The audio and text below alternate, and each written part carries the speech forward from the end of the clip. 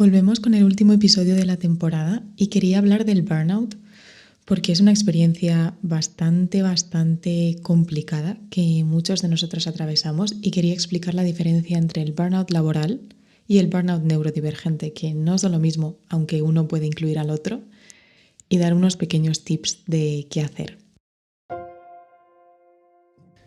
Estás escuchando Ser Divergente, un podcast por Jimena González, neurodivergente, altas capacidades y autista. Si te gusta este programa y quieres apoyarlo, seguir el programa, compartirlo o valorarlo con 5 estrellas realmente ayuda.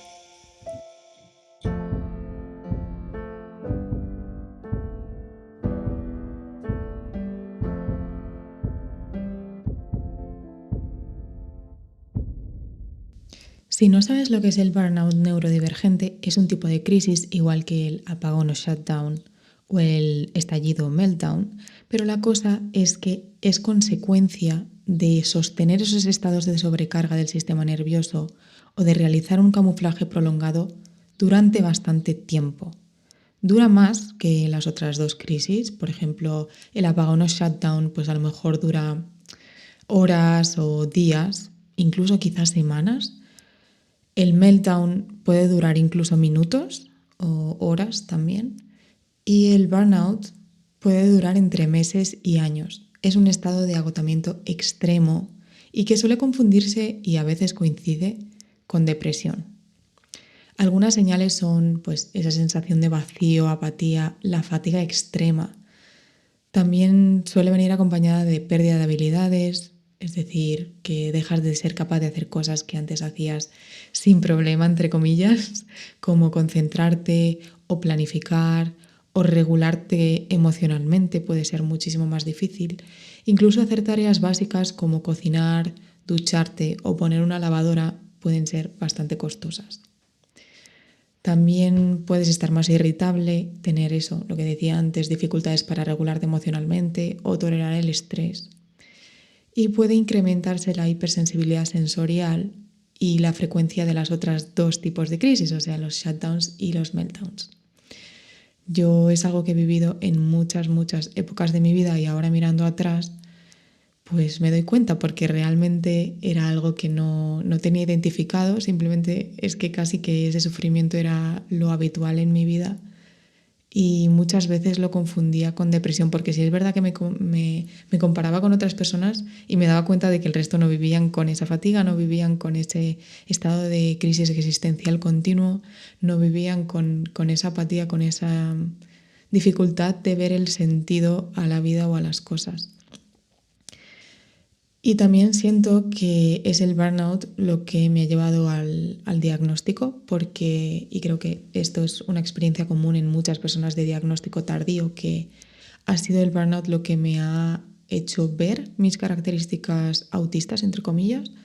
Bueno, y de hecho también buscar, antes de nada, el diagnóstico de altas capacidades, porque buscaba una explicación a toda esa dificultad para regularme y dificultad para hacer vida normal. O sea, yo tenía muchísimos problemas digestivos que se incrementaban muchísimo con el estrés, vivía con una ansiedad inmensa. Bueno, sigo viviendo, o sea, tampoco es como que esto haya sido un antes y un después la evaluación, sino que ahora tengo como herramientas para poder mirarlo de otra manera y tratar de gestionarlo distinto. Pero bueno, que no es que haya sido como blanco, negro y el diagnóstico me haya dado como todas las respuestas, ¿no? No. Ojalá. El caso es que gracias entre comillas al burnout, lo cierto es que empecé a ver mis características autistas también muchísimo más fuertes. O sea, la rigidez cognitiva que yo antes, viajaba muchísimo, no tenía tanta rutina o tenía como muchos más cambios de planes y, entre comillas, fluía, era como algo que ya no podía hacer, estaba súper irritable. Estoy hablando en pasado, pero es que realmente sigo en este burnout. O sea, lo cierto es que pues me he mudado a un pueblo súper pequeñito, con lo cual lo sensorial ha mejorado y dejé el trabajo, con lo cual ahora tengo como una rutina que puedo perfectamente controlar y ahora tengo como ciertos privilegios realmente, ciertas herramientas, no sé, que esta época vital está teniendo como una libertad que antes no tenía y que gracias a eso me estoy pudiendo regular, pero lo cierto es que mi época de burnout no ha terminado, pero el caso es que sí que se vio muchísimo más clara mi sensibilidad sensorial. O sea, tenía crisis muy, muy frecuentes, era como que diarias, que esto a veces me lo preguntáis en plan, pero ¿cuánto a menudo tienes crisis? Pues ahora diría que tengo crisis 1 o 2 veces por semana, depende de los planes que haga y depende de pues, si tengo muchas cosas en la agenda, en el to-do list, si hay cosas sensoriales. Pero en ese momento estaba teniendo crisis diarias, estaba absolutamente al límite. Y también cosas que antes no me habían perturbado tantísimo, como por ejemplo ir en metro o ir a la oficina o hacer un plan con alguien o estar en un sitio con coches pasando o estar en un sitio con multitudes o un cambio de planes. O sea, de repente me desregulaban tanto que era como una cosa tan pequeña, entre comillas todo, como una cosa tan pequeña me puede estar sacando de mis casillas y no puedo más y me estresa muchísimo y vivo con un nivel de ansiedad altísimo y esto no es normal. Y al final, pues fueron diferentes pistas que me fueron llevando a la neurodivergencia. Y de la neurodivergencia me fui orientando primero hacia alta capacidad y después hacia autismo. Pero volviendo al tema, porque yo me pongo aquí a contar mi vida y vamos, como si no hubiera mañana, vamos a ver las diferencias entre el burnout laboral y el burnout neurodivergente. La primera diferencia es la causa. La causa del burnout laboral es una sobrecarga productiva, es decir, en una época que tienes demasiadas tareas, demasiadas fechas límite, vamos, que tienes muchísimo trabajo y literalmente pues eso va a lo largo del tiempo te va medrando. Y el burnout neurodivergente, la causa es la sobrecarga sostenida a lo largo del tiempo y esa sobrecarga del sistema nervioso no solo puede ser productiva, que también, sino también sensorial, cognitiva, emocional y de camuflaje. O sea, todas estas causas de alguna manera suman a la sobrecarga del sistema nervioso y cuando se sostiene en el tiempo, eso es la causa del burnout neurodivergente. Otra de las diferencias son los síntomas. Las señales de un burnout laboral son cansancio, irritabilidad, despistes, incapacidad para concentrarte, ansiedad. Y los síntomas del burnout neurodivergente van un poco más allá. Pueden incluir todos esos porque, realmente una de las causas también es la misma y pueden incluir todos esos síntomas, pero van más allá. Primero, hay una fatiga tanto física como emocional. También puede darse aburrimiento y mucha incapacidad de conectar con la ilusión de cosas que antes disfrutabas. Puede ser conectar con tus intereses especiales o pueden ser cosas sociales o puede ser tu trabajo, pero cosas que antes pues te producían esa ilusión, esa pasión, ya como que no disfrutas, no eres capaz de conectar con ello.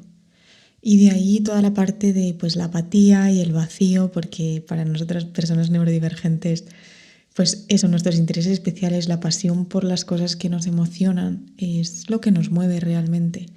Entonces, cuando eso desaparece y desaparece nuestra capacidad de conectar con ese placer y conectar con esa pasión, pues aparece este vacío existencial realmente. También está esa parte que he dicho antes de la desregulación emocional y es que pues ya de por sí personas neurodivergentes podemos tener un reto en la regulación emocional porque podemos tener muchísima intensidad emocional y de alguna manera cosas que al resto le generan una respuesta emocional de 2/10, a nosotros nos pueden generar una respuesta emocional de 8/10 y además durar más en el tiempo.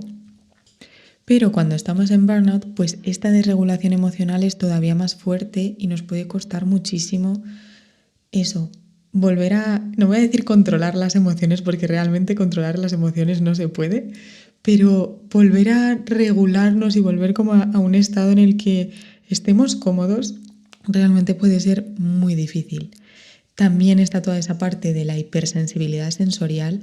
Es lo mismo, no es como que la sensibilidad de tu sistema cambie porque realmente tú tienes un sistema nervioso que es hipersensible a unos estímulos, hiposensible quizá a otros, y eso de alguna manera no cambia, pero sí que cambia como que ante ese estímulo tu sistema reaccione de una manera mucho más fuerte.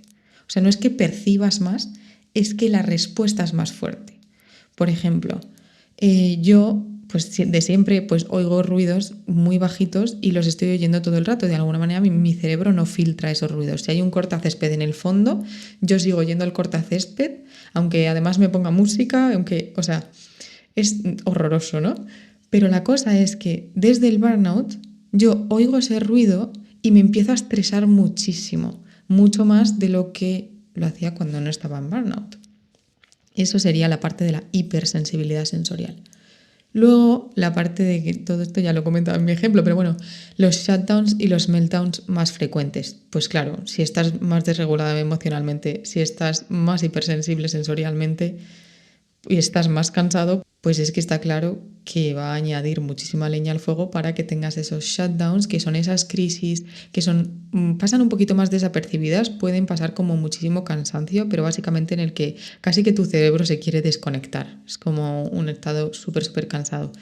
Si no sabes mucho de estas crisis, hice un vídeo en YouTube, lo voy a dejar linkado abajo, pero hice un vídeo en YouTube en el que explicaba qué es un shutdown, qué es un meltdown, qué es un burnout y qué hacer en cada una de las tres crisis.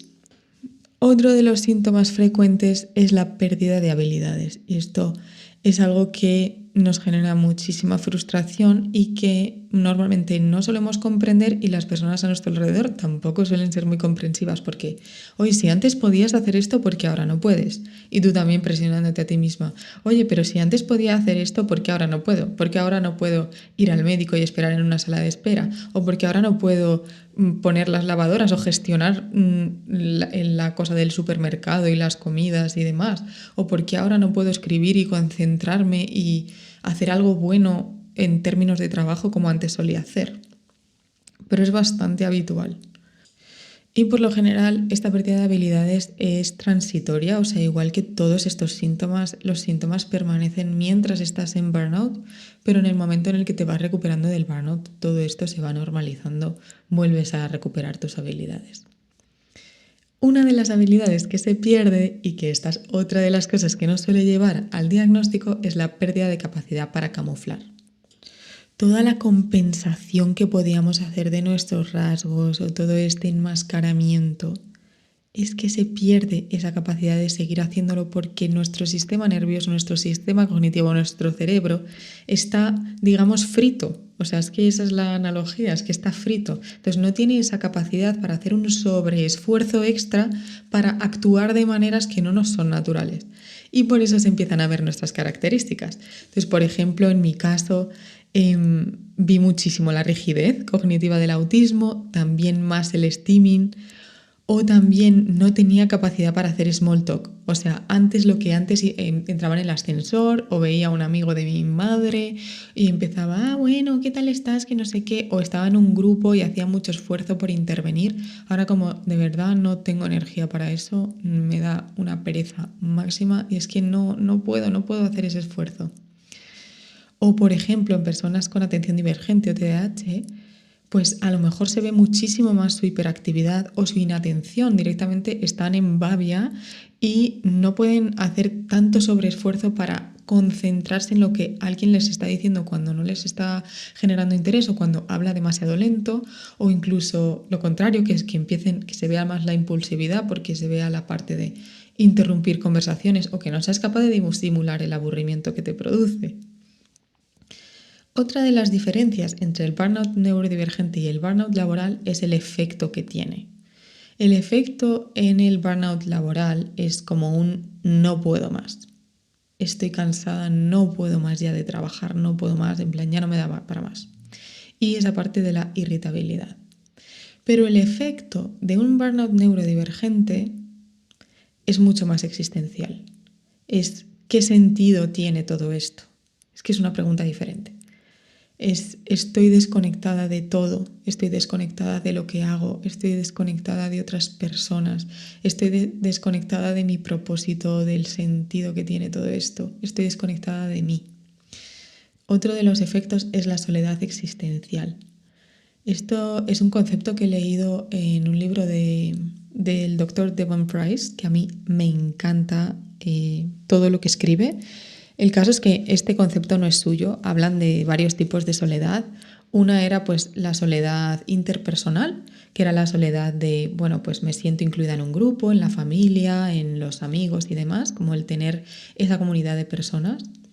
Otra era la soledad íntimo-sexual, me estoy inventando el nombre, pero bueno, era esto de pues tener pareja o tener una conexión romántica o tener una conexión afectivo-sexual. Otra soledad era la soledad colectiva, es decir, como el sentimiento que muchos de nosotros tenemos de no pertenecer al colectivo, a la sociedad, como de no encontrarnos a gusto ahí, de no sentir que eso es nuestro lugar. Y en realidad creo que esas eran las tres. Creo que esta es una extra, pero bueno, el caso es que esta soledad existencial es nadie me entiende, todo el mundo está en este sistema tan feliz, pero yo no soy igual. Otra de las diferencias entre burnout laboral y burnout neurodivergente es cómo se lidia con eso. Normalmente en el burnout laboral, ¿cómo se lidia? Con un descanso y unas vacaciones. O sea, realmente eso es lo que se necesita. ¿Y cómo se lidia con el burnout neurodivergente? Pues por un lado tenemos mucha necesidad de escapismo intelectual. Es decir, de tratar de investigar o de comprender, a veces de comprender lo que nos pasa, otras veces de comprender el sistema, de ir más profundo, de buscar una solución sistémica, no solo un descanso temporal. Y a veces esto es contraproducente, porque realmente tu sistema nervioso lo que necesita es descanso real. Pero como estamos tan mal, estamos intentando buscar una solución y buscar un sentido y desde ese lugar probablemente no lo encontremos. Otra de las diferencias, y ya la última, es la conclusión que se saca de ese estado. La conclusión de un burnout laboral es se acabó. O sea, ahí es cuando termina, cuando tú dices ya está, se acabó. Y entonces puedes incluso dejar ese trabajo o, bueno, de forma más leve, tomar un descanso, tomarte unas vacaciones, decir esto es lo que necesito ahora, ya está, se ha acabado esta época, no puedo más, o incluso cambiar de dirección laboral. La conclusión del burnout neurodivergente quizá pasaría por eso mismo, quizá pasaría por decir ese se acabó, pero normalmente suele ser más difícil porque solemos tener un conflicto interno con dejar ir las cosas. Por una parte, porque estamos acostumbrados a invalidar nuestras necesidades y nuestros estados y a hacer un sobreesfuerzo para seguir manteniendo las cosas a flote. Esa ha sido la dinámica durante toda nuestra vida, sobre todo si tenemos un alto camuflaje, sobre todo si somos de diagnóstico tardío y no hemos tenido una explicación para poder validar la forma en la que nosotros necesitábamos estar en el mundo. Y entonces ahora eso, incorporarlo poco a poco es difícil. Entonces suele surgir ese conflicto interno de no quiero ser un fracasado, no quiero dejar ir esto porque si no, ¿qué va a pasar conmigo, no? No sabes si te sentirías un fracaso si dejas de esforzarte y sueltas la presión. Y es un camino inexplorado, un camino que también tiene muchísima incertidumbre, que también puede ser muy difícil de tomar. Y si te identificas, si piensas que estás en este estado, en cualquiera de los dos, tanto el burnout laboral como el burnout neurodivergente, el primer paso en ambos casos es descansar.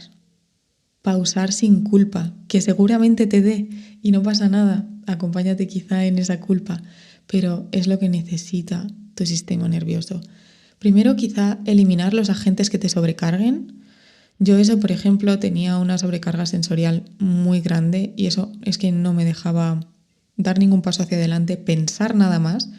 Y mi primer paso fue salir de Madrid, que yo vivía en el centro de Madrid. Yo soy de Madrid y he vivido allí casi toda mi vida, excepto en alguna época que he estado en el extranjero. Y me tuve que ir. Y eso que, bueno, pues está allí mi círculo, mi familia, mis amigos y mi casa. Y bueno, pues me vine a vivir a un pueblito muy pequeño al lado de la naturaleza y para mí fue una manera de regular toda la parte de bajar esos estímulos básicamente que me sobrecargaban muchísimo, sobre todo el ruido. Me sobrecargan muchísimos estímulos sensoriales, también la luz, también los olores, las multitudes, como muchas cosas, pero sobre todo, o sea, lo que me hace muchísimo trigger son los ruidos. Estaba pensando contar un poquito cómo es vivir en un pueblo en un vídeo de YouTube. Si esto te interesa, déjame un comentario, por fin. El caso es que es esto. Paso 1, quitar los agentes que te sobrecargan. Puede ser reducir tu carga o tu horario laboral o incluso dejar el trabajo, cosa que también tuve que hacer, y esto fue previo a saber que yo era neurodivergente, pero no podía más, también desde el punto de vista de salud, física incluso, ya no solo emocional. Otra sería reducir tus compromisos sociales. O sea, esto nos sobrecarga muchísimo y de hecho, como normalmente el burnout neurodivergente muchas veces se confunde con depresión, sobre todo si incluso los profesionales, incluso si vas a un psicólogo y te dice, bueno, pues sí, parece que hay síntomas depresivos, muchas veces es burnout neurodivergente. Y la cosa es que cuando normalmente estamos en depresión, una de las recomendaciones es salir y de alguna manera exponerte a lo social, salir un poco más y demás. De hecho, a mí es una de las recomendaciones que me hacía todo el mundo en plan, bueno, porque es que estás triste, estás vacía, estás tal, ¿por qué no sales? Tienes que salir más, tienes que beber más, tienes que no sé qué, no sé cuántos. Y esto, en un burnout neurodivergente, puede ser contraproducente. O sea, más que socializar, que siempre puede ser bueno si lo haces en un entorno seguro y que te hace sentir bien, más que socializar es el exponerte, el sobreexponerte, o sea, el sobreesforzarte, y muchas veces los estímulos sociales nos hacen sobreesforzarnos para estar en un entorno, tanto sensorialmente como emocionalmente. Entonces ahí puede ser que necesites descansar de lo social o reducir tus compromisos o hacerlo de alguna manera que a ti te venga mejor. O sea, yo, por ejemplo, en épocas en las que he estado en burnout, o sea, literalmente una amiga mía venía a mi casa en coche para que yo no tuviera que salir porque es que no tenía energía para salir. O normalmente suelo quedar con otra amiga para dar un paseo en la naturaleza, que es algo que no me sobrecarga tantísimo como otras cosas, que a lo mejor me sobrecarga mucho más estar en grupo o ir a un compromiso, pues a lo mejor una fiesta en casa de alguien o una cena en casa de alguien, algo más rígido, ir a un restaurante, hay muchísimos más estímulos sensoriales, pasear por la ciudad. Otra es esta parte sensorial y es buscar acomodaciones sensoriales para las cosas que tengas que hacer igualmente. Voy a hacer un vídeo en YouTube próximamente de mi kit sensorial, pero el caso es que busques maneras en las que tú, por ejemplo, si a mí me molesta el ruido, a lo mejor cascos de cancelación de ruido, o si te molestan los olores, a lo mejor no ir por sitios donde hay olores muy fuertes o llevar alguna cosa olorosa que tú te puedas poner en la nariz o lo que sea. Otra de las cosas es que es priorizar pasar tiempo solo o sola cada día, ya sea viendo alguna serie, leyendo fantasía, meditando, poniéndote cremitas, escuchando música, durmiendo o cocinando comidas que te gustan. O sea, que de alguna manera algo que te haga sentir confort. El paso 2 es ponerte límites.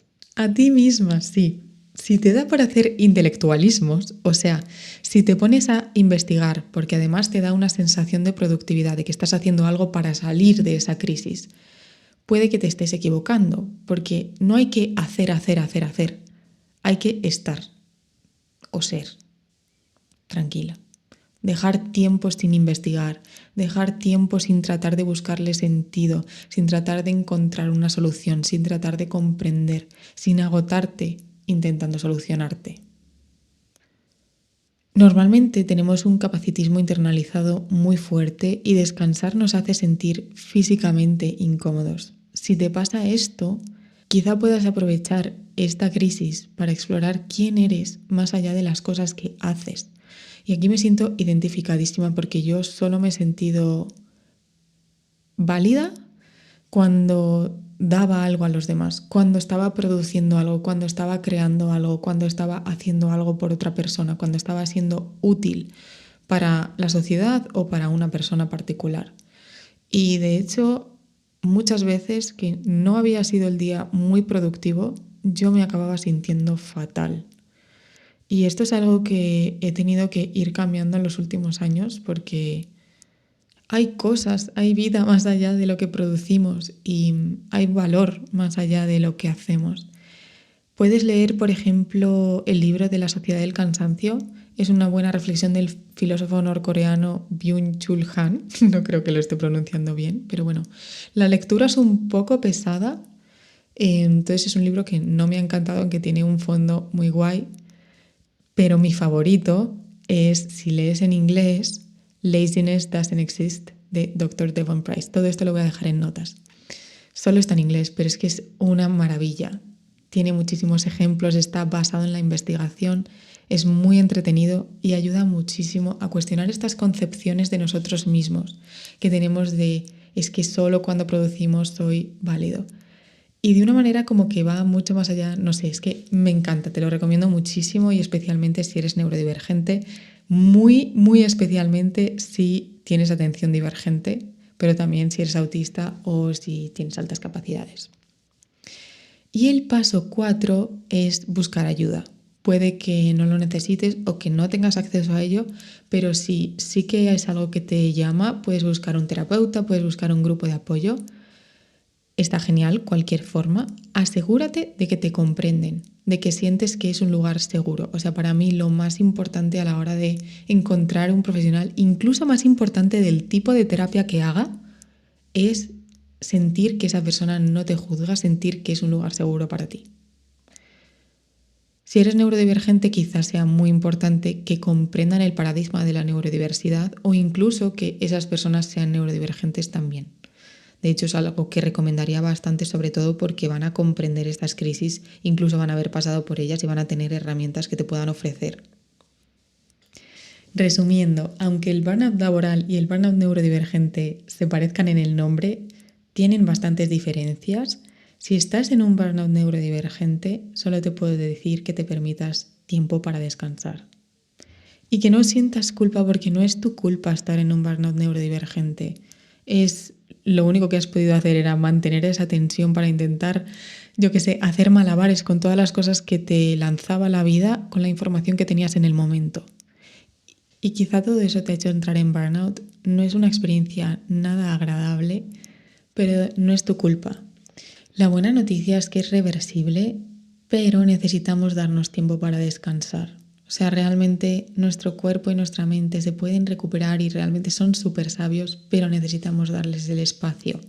Y sé que a veces es muy difícil parar porque parece que si no hago esto y si no hago lo otro, el mundo se acaba, pero lo cierto es que el burnout, si ha llegado, es para decirte que lo tienes que priorizar. Entonces, en la medida de lo posible, date esos espacios, busca la ayuda que necesites y espero que esto te haya servido al menos también para sentir que no estás solo, no estás sola y somos muchos los que estamos en esta situación. Así que nada, cuídate mucho, permítete descansar. Otra vez sí, soy súper pesada y nos vemos pronto.